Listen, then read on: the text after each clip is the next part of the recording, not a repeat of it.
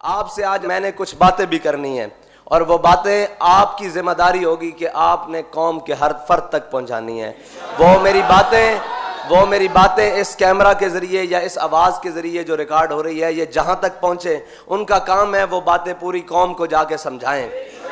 हाँ, अब हमने लच्छेदार तकरीरों में आके कश्मीर की तरह मसला भूल नहीं जाना। सिर्फ तकरीरें सुन के कि जनाब फलां जगह तकरीर हो गई, फलां जगह तकरीर हो गई, प्रोपेगेंडों में हमने नहीं आना।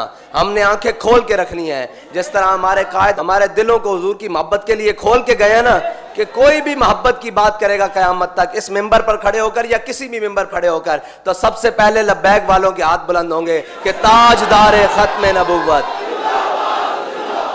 हमने तो ये देखना ही नहीं कि ये चेहरा और ये बुत कौन खड़ा है, हमने देखना है कि बात किन की कर रहा है।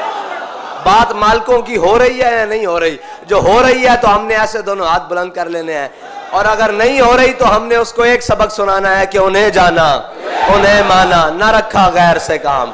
हम तुझे गैर समझते हैं इसलिए कि तू मेरे आका मौला की बात ही नहीं कर रहा, और जो कोई बात करेगा हम उसके पीछे हाथ बांध के खड़े हो जाएंगे। जो अमलन भी करके दिखाएगा कि मैं हुजूर की नामूस के लिए ये अमल कर रहा हूं, ये मैं अमलन ये चीज कर रहा हूं, सिर्फ बातों से नहीं बात बनेगी।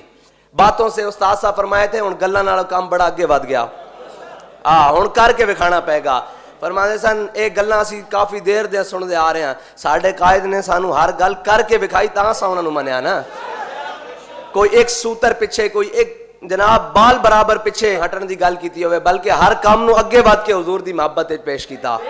इस वास्ते असां हुण किसे लच्छेदार तकरीरां च और किसे जनाब मुतासिर कुन अल्फाज दे अंदर आके हुजूर दी नामूस दे उत्ते कोई दूसरी राय नहीं रखनी।